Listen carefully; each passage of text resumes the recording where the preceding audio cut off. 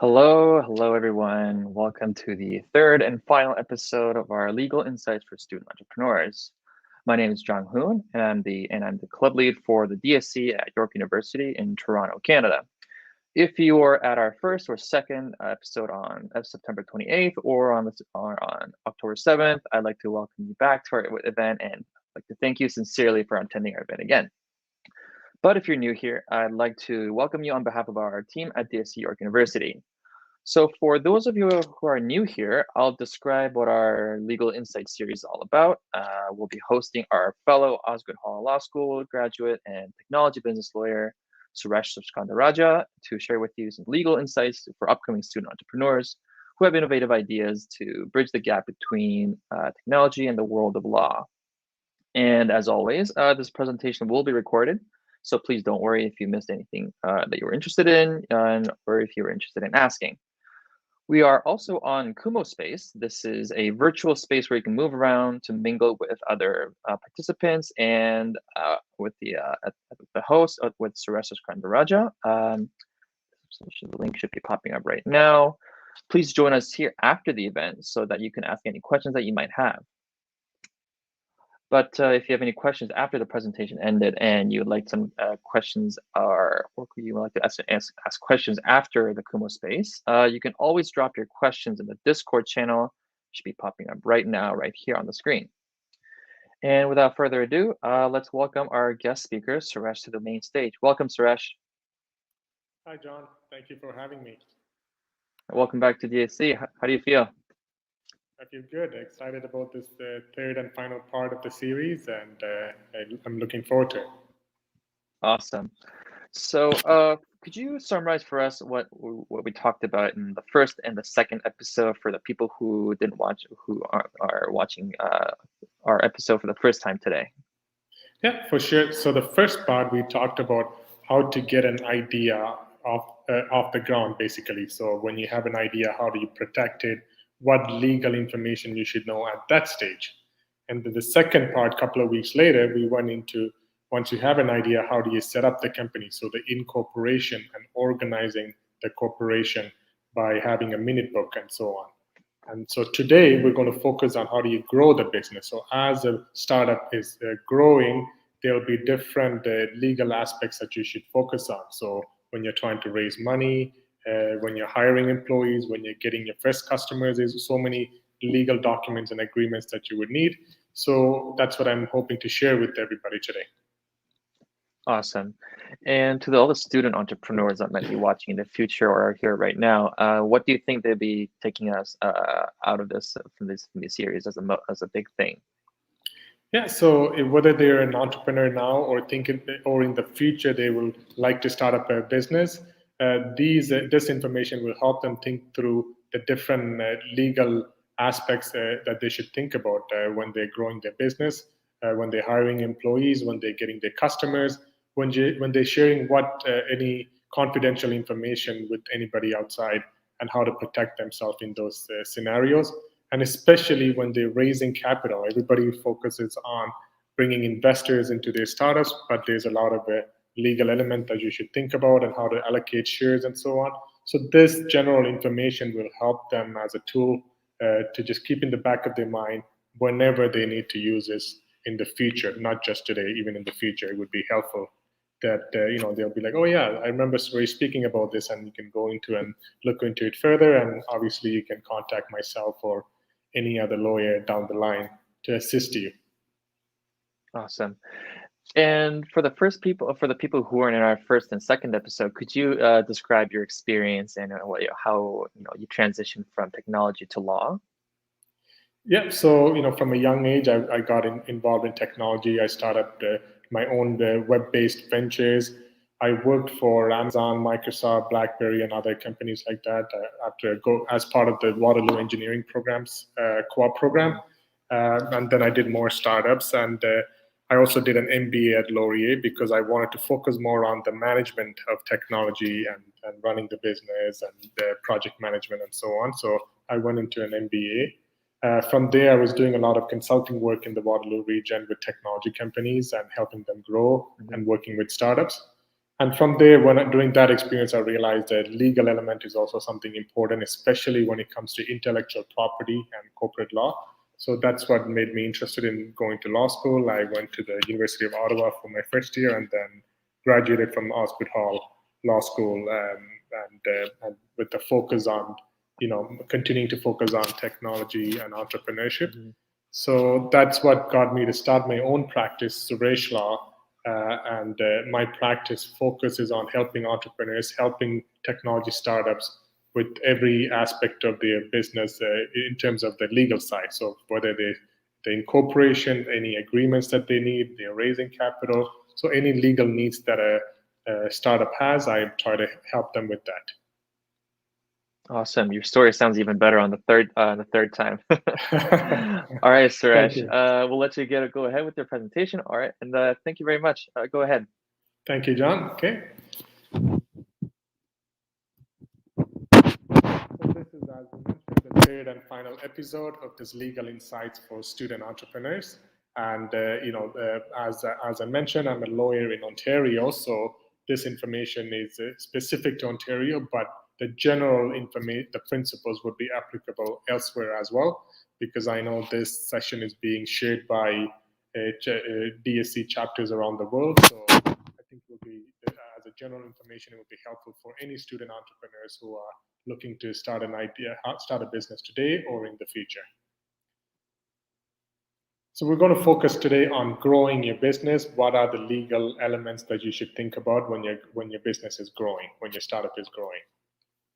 So the agenda for today is focusing first on raising capital and how does that look like and what you should be aware of from a legal point of view, and then the various agreements that you should think about having in place.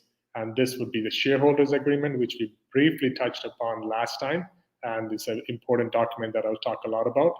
Then IP agreement and NDAs, which are crucial to startups as well, and employment agreements when you're trying to hire contractors or full-time or part-time employees, and service level agreements when you're trying to get your first customers or any customers afterwards that you want to work with, to make sure that you have the right terms and conditions in place. So the first one is raising capital.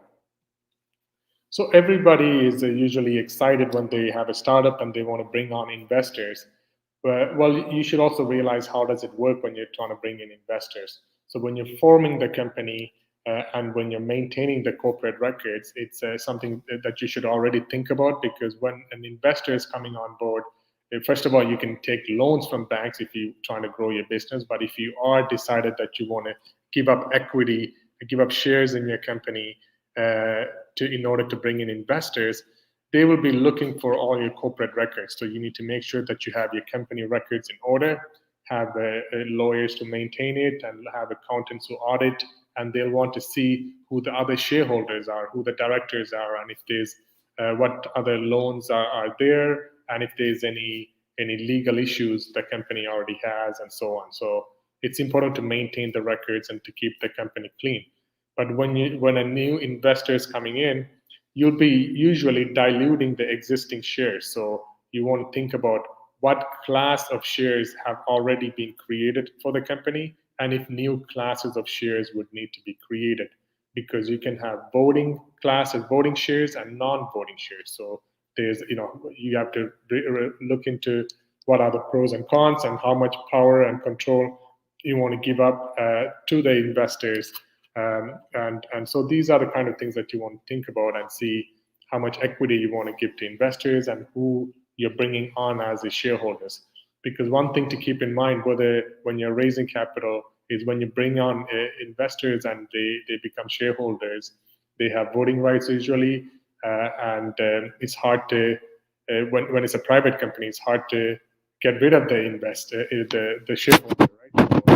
So you want to make sure you bring the right people on board, and you want to make sure that they're adding value in addition to bringing the financial element of it. And you want to make sure that as the company continues to grow, these investors are adding value for future rounds as well, because there'll be different rounds of investments. So just have to structure the company accordingly so that when you're growing, you don't have to make too many changes to the class of shares, for example. Any questions there before about raising capital and so on before I go further? Because this is something that usually people want to learn a lot about, so I just want to kind of pause here for a second to take any questions.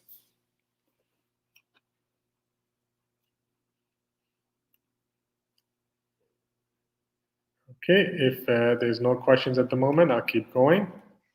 Suresh, there seems to be one question in the chat. It says, this is a little bit unrelated to what your topic, but it says, do you mostly work with startups or established companies? I do both. Primarily, I work with startups because of the nature of how I'm set up. I am actually an elite partner with the Spark Center in Oshawa, and then Mosaic Lab in Scarborough, and DMZ. I work with DMZ out of Ryerson as well. And then obviously the work I'm doing with Google and so on, and also TELUS now, is a lot of it is around helping entrepreneurs. So because of that, it's the startups that are coming to me primarily as clients, but established companies are also they also, I do have them as clients as well. And what I do for them is almost being like an in-house counsel for them. So when they have any contracts, and most of them tend to be technology companies for the established companies, so they have me as a corporate lawyer or for any contracts that they're signing. So when I talk about service level agreements, that's what I'm doing mostly. Any agreements that they're getting into with their customers, these are custom made agreements for each client. So I either draft it or I negotiate the terms for those agreements. Awesome. Thank you, Suresh. You're welcome. Okay, so going on to the next part, which is the shareholders agreement. So shareholders agreement is an important document. So last time we spoke about the minute book where you maintain the records of all the shares. So that's a register of how many shares have been issued to whom, what has been transferred, and so on. So that's a register. But a shareholder agreement, and then we had the bylaws too. The bylaws talked about, what are the rules the company is going to operate under. Now, shareholders agreement talks about the duties and rights of the shareholders. And this is important because when you have shareholders, you want to make sure that you talk about what happens when that person's want to sell their shares, or what happens if that person dies or it becomes disabled, what happens to the shares and who can buy first, and so on. And there's two types of shareholder agreement. One is a unanimous shareholder agreement. So in a unanimous shareholder agreement, when you have the initial shareholders, they can get together and have an agreement and sign that. And any further shareholders that come on board, so if you have investors that are coming on as shareholders later on, they are automatically bound by the existing unanimous shareholder agreement. Versus the other one is an ordinary shareholder agreement. In that, you can have 2 or 3 people signing, and later on when you bring in investors, they're not automatically bound by this existing ordinary shareholder agreement, but they could choose to be bound by signing on to it, but they don't have to. So those are two different kind, and the shareholder agreement also can be a vehicle for you to shift the responsibilities in some cases away from directors and officers to shareholders and so on. For example, any liability, any tax obligations, and so on can be shifted by using this shareholders agreement. And as I was mentioning a few minutes ago, once you issue shares to somebody, it's hard to take it back. And a shareholder could have specific duties, or such as non-competing or taking customers away, and so on. And I deal with the shareholder disputes all the time, even this week, where there've been allegations that shareholder took customers away to another business that they had. So in situations like that, you can have remedies that are stipulated in the shareholders agreement that can say that that shareholders' shares could be terminated for a fair market value. So if you don't have a shareholder agreement to address this, essentially when you give away shares to someone, you cannot take it back.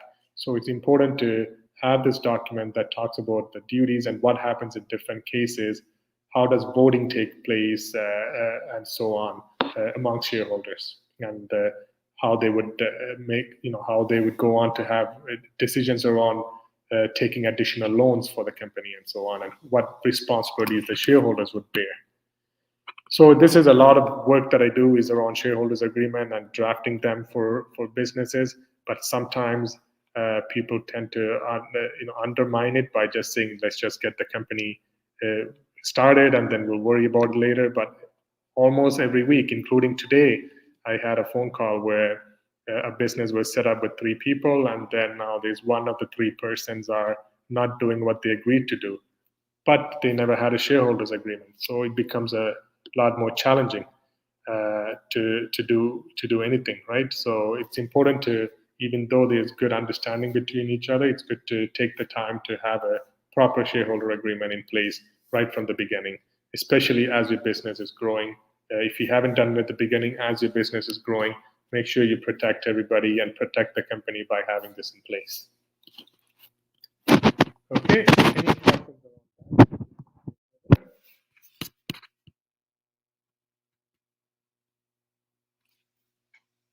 Hi, Suresh. I'd like to bring up another question. This is another unrelated question, but this person's asking, what are your thoughts on the FTC's antitrust lawsuit against Facebook that's happening this month? And do you think that Facebook's motion to dismiss the lawsuit based on lack of evidence has merit? And how do you think it'll proceed? Yeah, John, as you just said, I think this question is slightly out of topic related compared to what we're speaking here. So I think maybe, Karl, if you don't mind talking to me offline, we can chat about that. But I think today's session, I want to keep it focused on what we're discussing here, and that's about growing your business. And right now, we're talking about the shareholders agreement and keeping everybody focused on what we're trying to discuss here. Okay. Thank you, Thank Suresh. you. Yeah. Next one is IP agreement. So IP agreement stands for intellectual property. So when you have a technology startup, especially, and you have the founders, you have developers who you may hire to do work, and you're paying them to do the work in most cases, even in these situations, it doesn't, that the creators could be owning the IP, the developers or the founders. So it's important to have an IP agreement where those founders and developers and contractors are transferring the rights to the IP onto the company, because this shows that the company actually owns the IP, and in terms of operating the business, it would help to show. And especially when you're trying to raise capital, it's important to show that the company actually owns IP, especially when it comes to startups. And it's not just by showing the patents and trademarks, it's also by showing who wrote the codes and it has all the rights being transferred over. So at this point, John, if there's another question, I can take it now. Yeah, so there's another question from Steve. Does that mean that a company's owner will not have to revoke the share even if they wanted to, or will everything go as according to the agreement? So let me just see if I understand this question. Does that mean the company's owner will not have to revoke the share even if they wanted to, or will everything go according to? Yeah, so if I understand the question properly, when shares are issued, if there's no shareholders agreement, it is difficult to take back those shares or terminate those shares unless the shareholder hands it over. But if you have a shareholder agreement that stipulates under what circumstances, so these are called remedies, what breach has to take place, and then what remedies are available. And a possible remedy could be, terminating that shareholder's shares but paying a fair market value for that. But this doesn't mean that everything goes smoothly all the time, because if the other person contests it, then there could be legal avenues that person could take.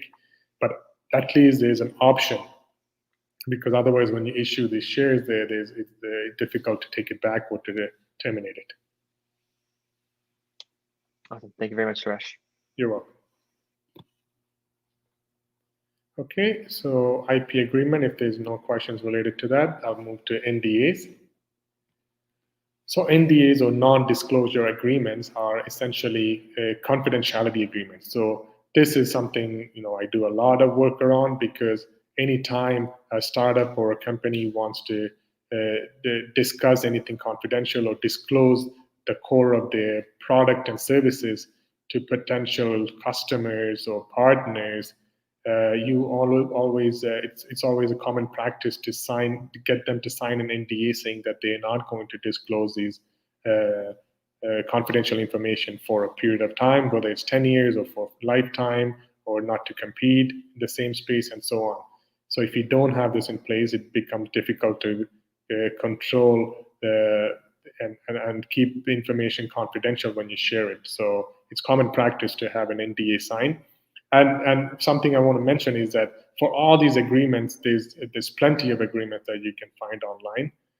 But it's just like it's just like wearing a jacket with holes in it, as I say, when you're going out in the cold or in the rain. So you want to make sure that you have something that works for you. So all these agreements, it should be custom made for your needs, and that's why it's good to have a lawyer to understand what it is that your company does and what it is you're trying to use this document or agreement for, and customize and make it so that it's bulletproof, so that it can actually protect you and serve its purpose. Because no point of having an agreement for the sake of having it without offering proper support. And this is especially true when it comes to shareholders agreement. I've seen many shareholders agreement that people just drafted on their own based on templates they found, but it doesn't go into the details of how to have different remedies in different scenarios based on how their business is set up, and then it becomes almost useless for them when there's a conflict that arises. So it's important even for an NDA to make sure that it's customized based on your needs. Okay. So that being said, any questions around NDAs or when to use one?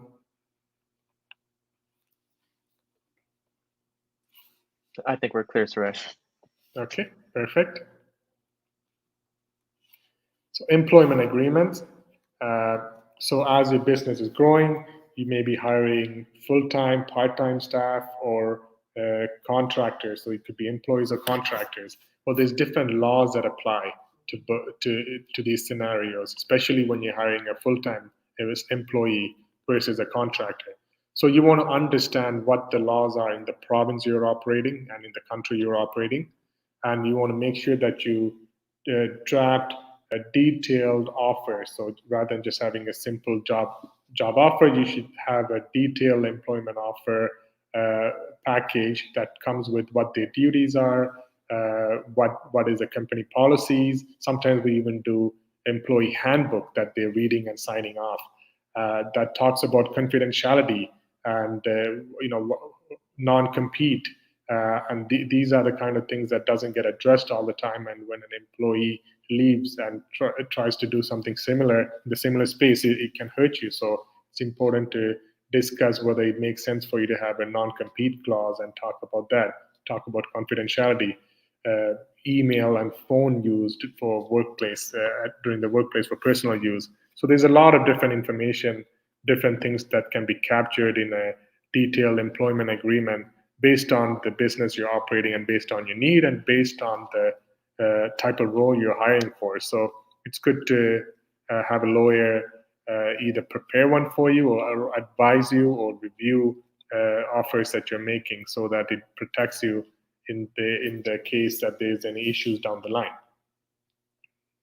Again, this is something that I do a lot of work, even including today. There was an issue where somebody called, and it's because the agreement wasn't drafted properly, and then it's causing the company a lot of headache, as you can imagine, when you just have a simple letter to hire someone without having a detailed agreement. Okay, any questions about employment agreements, John? I think we're clear, Suresh. Thank you very much. Okay. Service agreements.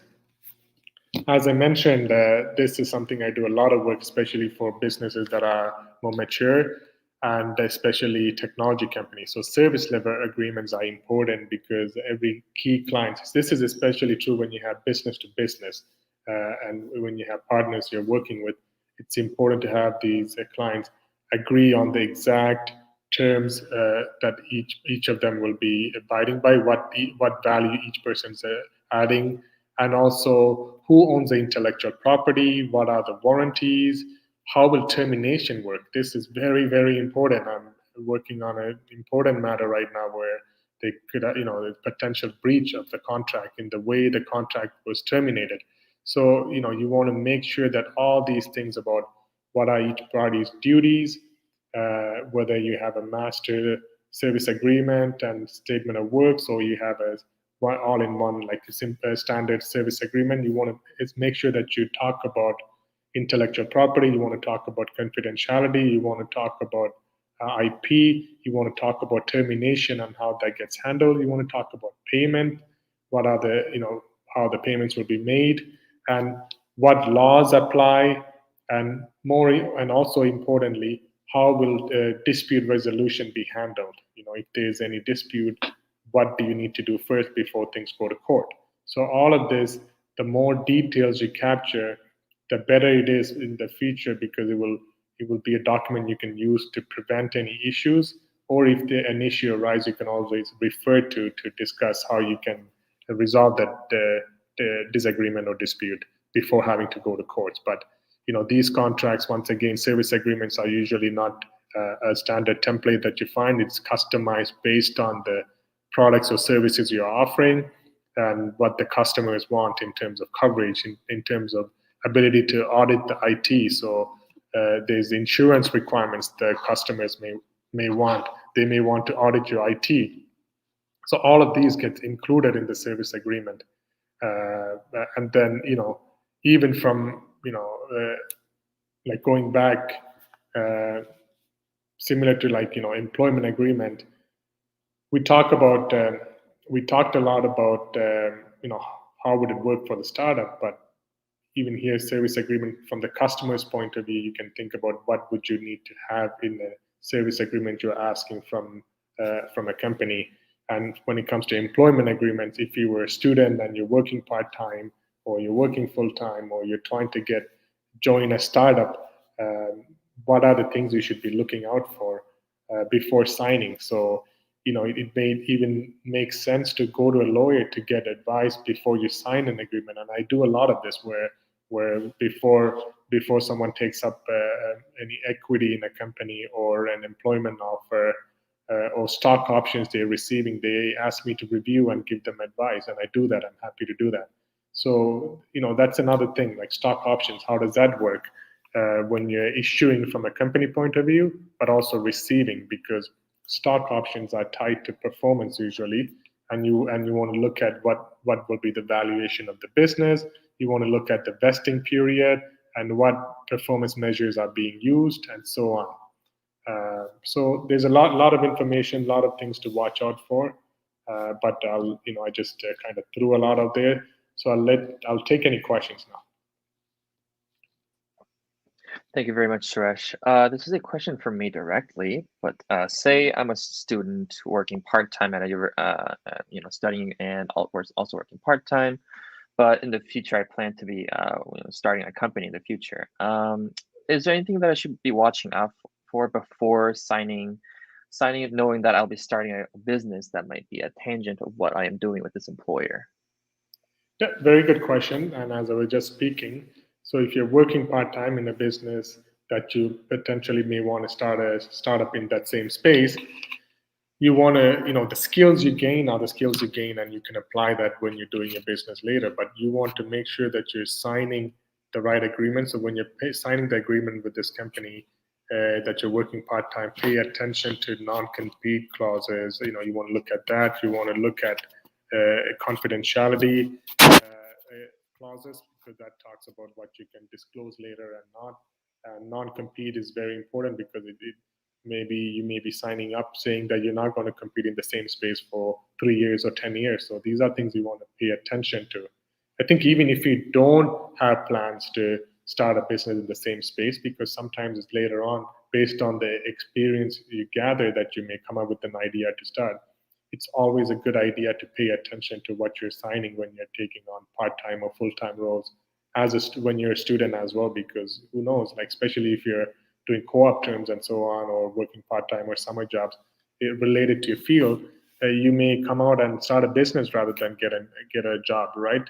So it's always important to pay attention to what you're signing, and not just look at the financial aspect of what you're getting in the package, but pay attention to the other clauses, including non-compete. And speak to a lawyer if you need advice before you sign it, right? Awesome. Thank you very much, Suresh. You're welcome.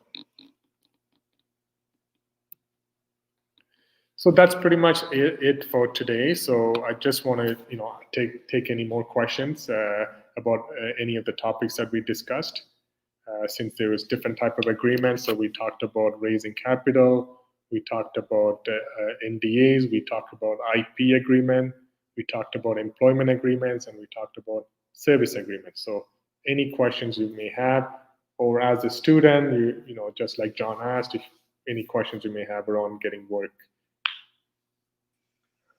Yeah, so Suresh, this is another question for me directly, but how does a service agreement work if a founder of a company wishes to leave the company and a portion of a company with them? How does a service agreement work if a founder wishes to leave the company? Yes. And then would I have to still be holding to the service agreement of the original company? So the service agreement work if the founder wishes to leave. So can you explain more about what you're trying to ask here, John? So let's say, for example, me and the co-founder created a company that hosts a website for some sort of an e-commerce company, and a founder wants to leave that company and take a portion of that, of a service portion of that website. Well, let's say, for example, we've created a new way to take customers' orders or something like that, and they want to use that they want to leave the company and create a new company using that, but they've already signed a service agreement with that original company. Would that leaving founder have to still abide to the original service agreement? So in this scenario, in most cases, how it would be handled is that when somebody is signing a service agreement with the company is a legal entity. So that corporation is responsible for delivering the services, right? Now, in the service agreement, there could be clauses that talk about assigning. So whether you're allowed to assign any of your duties to other parties or third-party companies and so on. So you want to pay attention to what any assignment clause talks about. And as a co-founder, if you're leaving to start another company, that may be fine, but the current corporation has the duty to still fulfill what is in the service agreement, right? And you would usually need consent from the customer if you're now going to be assigning to a third party to delegate part of that service to be rented, right? Because they're not really signing with the founder, they're signing with the corporation, right? Mm-hmm. So that's something you would want to discuss and make sure that it's okay with the customer. And maybe you may need a revised service agreement that includes a new company as well. Because the founder is, from what you're saying, would be starting another company. So you may have a three-way, or even if it's a two-way that talks about some of the work that's going to be outsourced to a third party. I see. Thank you very much, Suresh. You're welcome. Any other questions? That was a good question. So let's keep them coming. And you can put your questions in the chat and John will be able to get that and we can try to address it. Yeah, if there are any questions, please go ahead.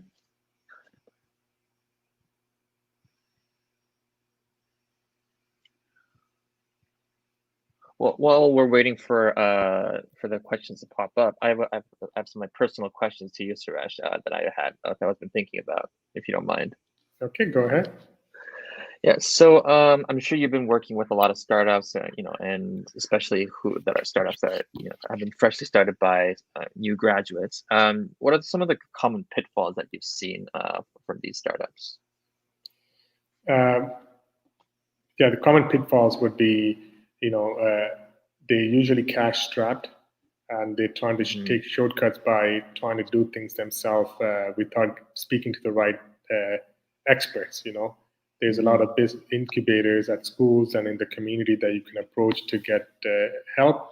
You can speak to these, even these law schools that would have legal clinics and so on, or even lawyers who are affordable who can assist you. But it's important to speak to the right people to get guidance, not from just legal, but also everything else, like the financial and so on. So a lot of mistakes are made early on because the founders are trying to take shortcuts or they're in a rush, and they form the company. The other thing is partnerships. They'll form the company with people who they like, but without really having all the right agreements in place. And quickly enough, the companies often get into trouble because of disagreements between the co-founders on how they wish to take, in what direction they wish to take the company.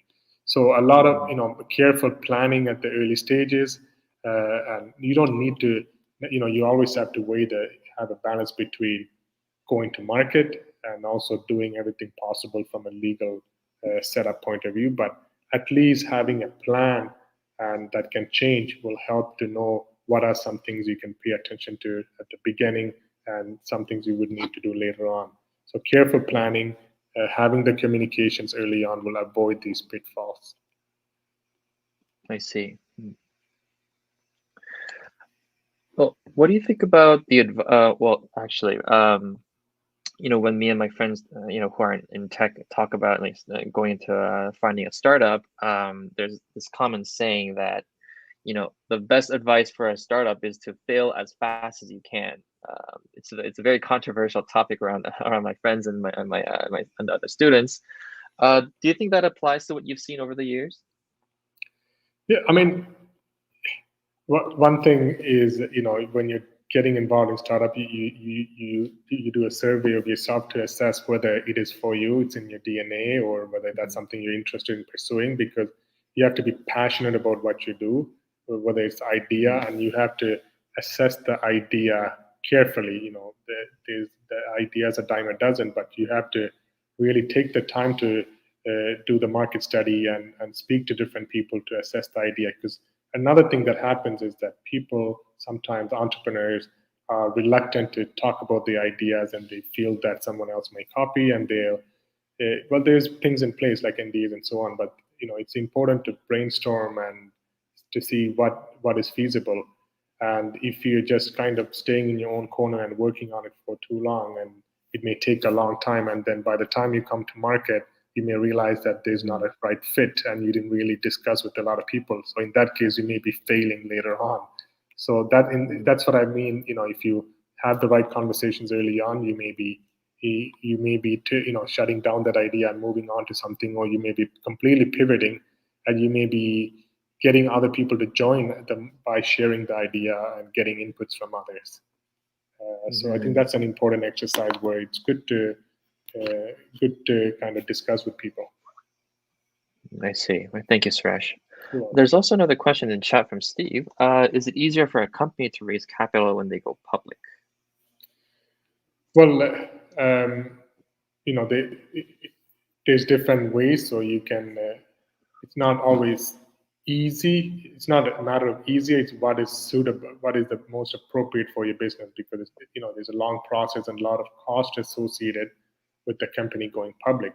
Otherwise, everybody will be doing that. So there'll be, first, usually people go through private rounds, and there's other, angel investors and the venture capitals and so on that they would go through before deciding whether they're going to take a company public, because that's a very expensive endeavor that not everybody pursues, right? And it may not be for everyone because there's a lot of obligation, compliance, and regulations that's around responsibilities for a company that's public. So you need to be able to afford to be able to do that and committed to be able to kind of comply with all that. So it's not for everybody. A lot of companies that are highly successful prefers to remain private because they don't want to go through all those requirements, right? So you really have to assess what is the right, what needs you have and what's the right approach for you.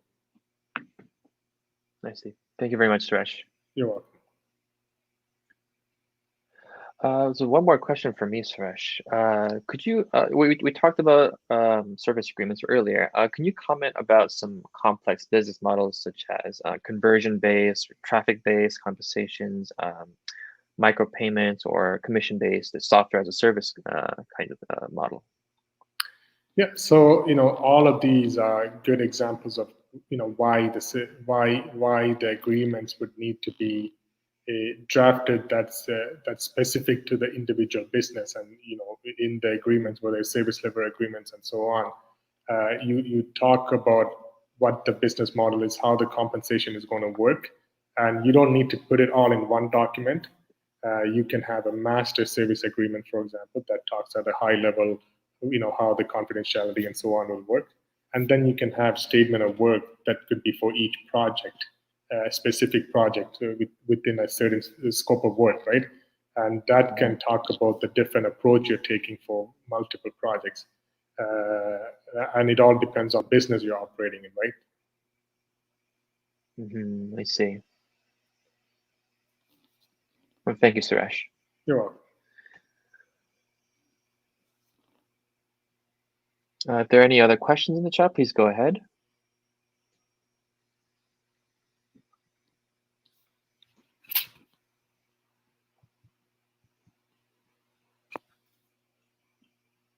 If there aren't any questions, I have a personal question for you. Another question for you, Suresh. If a company that I found, if we plan to be remaining small, would it be best for us to stay as a limited liability company, or should we explore other options? So can you explain that a little bit more about? So if our company plans to remain small as a small scale company, is it more advantageous for us to stay as an LLC rather than incorporate into a bigger company? Yeah, I mean, most people go with the incorporation route, right? To get started, and they issuing the shares as they need in terms of who's involved in the business, and that doesn't matter whether it's a small company or large company. Most people are choosing the corporate. Setting up a corporation tends to help them in terms of having directors, officers, and issuing shares. And the structures may change a little bit, but it all based on the revenue of the company, and you can scale accordingly by having the same structures usually. I see. Thank you. One more question. Knowing how data needs to be protected, as we've seen from data leaks from Facebook and Instagram, how can a startup mitigate their risks caused by a bigger company? For example, if I'm a marketing company that leverages Facebook. Yeah, these are good questions, and again, when we talk about like service agreements and so on, customers could even be asking for how you're mitigating your risk, and risk mitigation is important. So this will come in your practice in terms of how you're developing your services, your platforms, if it's a technology companies, but also you making sure you speak with the right technology lawyers to make sure you understand what are the laws that are applicable depending on the region that you're operating, depending on what are the third-party companies you're leveraging, like larger corporations that we talked about, and how you need to protect what are your duties in terms of protecting the privacy based on the type of data you're storing as well. Like if it's health data, there'll be different standards that are applicable versus something that's not as sensitive, right? So it's very important to understand what data you're processing and who you are sharing that data with, and what laws are applicable depending on the type of data you have and the jurisdiction you're operating. So it's very complex, but that's why it's good to have conversations with the lawyer who knows that space to get you the advice before you go deep into it, right? It seems like the most answers are just down to talk to a lawyer who knows more than you. Yeah, I mean, it's just like when you have a medical issue, it's one thing to speak very high at a high level, talking about the different issues you can have, but when it all comes down to it becomes complex when you have a medical condition that usually you should talk to a doctor to do a proper diagnosis and assessment of how things are interconnected, and what's the best solution, right? Instead of saying which medication you should take, right? So the same way when it comes to That's true. legal matters, every company based on what they're operating will be unique. So every corporation will be unique, and what space they're operating and how they're operating, who their customers are, will all be unique, and all of that changes the strategy and the type of legal framework that they would need, right? So it's hard to give a blanket statement to say, here's what you do in this scenario. So usually case by case basis. And that's why in That's law true. school we Yeah. spend our time studying case law, because every case is very different. And I did an MBA, and business schools are the same, where you're talking about the business case of, it's not a one liner, here was a problem and here was a solution in the business. It's a long case study of what are the intricate details that led to the outcome or the solution. I see that. I suppose that's another challenge for startups that have a bunch of issues that are super complex and different every time. Exactly. Yeah. Yeah, cutting back to the original question. In a case like that, what would be my liability to my customer base if a data leak happens? Suppose. Again, it depends on the agreement that you signed, and that's why you want to make sure that the agreement that you're signing with your customers talks about what your duties are, and what their duties are, and what to do if there's any leaks or any issues, right? But if you don't have a proper agreement, then the customers, if there's any if the data has been breached, then they could potentially come after the company, right? So it's best to have all that addressed from a technology point of view, but also from the legal point of view, to have the right agreements in place. If, for example, your company is based on, services, two very different countries with different laws, such as Canada and India, for example. For example, if there's some sort of an issue like a data leak, or we're being sued, but God forsake, that doesn't happen. But if anything like that happens, would it be better to speak to lawyers on both sides of the country? Depends, because when the agreements are made, the jurisdiction where that agreement applies is usually stipulated in the agreement. So, any dispute is going to take place in that country, in that jurisdiction. So you would need, in that case, the lawyers in that jurisdiction, and that's why it's important to have the agreement that says which laws apply, and which court would you take this matter to, or what dispute resolution mechanism are you going to use? If it's, especially if it's an international business and clients, they could be an arbitrator or a mediator that you could use, that you could even mention in the agreements. I see. Thank you, Suresh. Yeah, you're welcome. If there are any other questions in the chat, please go ahead.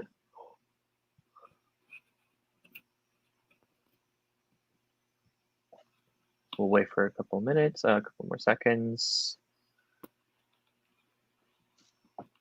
Oh, by the way, to all the audience here, we do, as I mentioned in the initial part of the stream, we do have a Kumo space happening right now. This is a virtual environment where people can mingle around by clicking around. So if you can see in the middle, that's me right there, JP.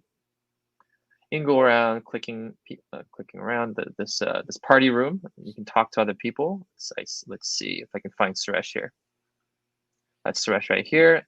And whenever you're in this circle, in this vicinity, you can talk to other people within that circle. It's like you're in a private room. So if you have any questions, you can also ask them here or in the chat. I will post a link to the chat.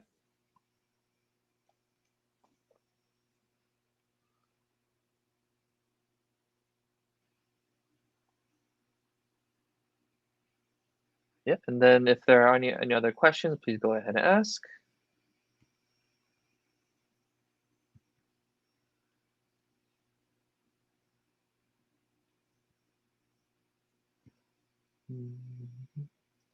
Okay, if there are no other questions, we'll wrap it up for today. Well, thank you very much to everyone After the event will be Suresh and everyone, Suresh, me, and Suresh will be in the Kumo space, and we'll be hanging around for a bit.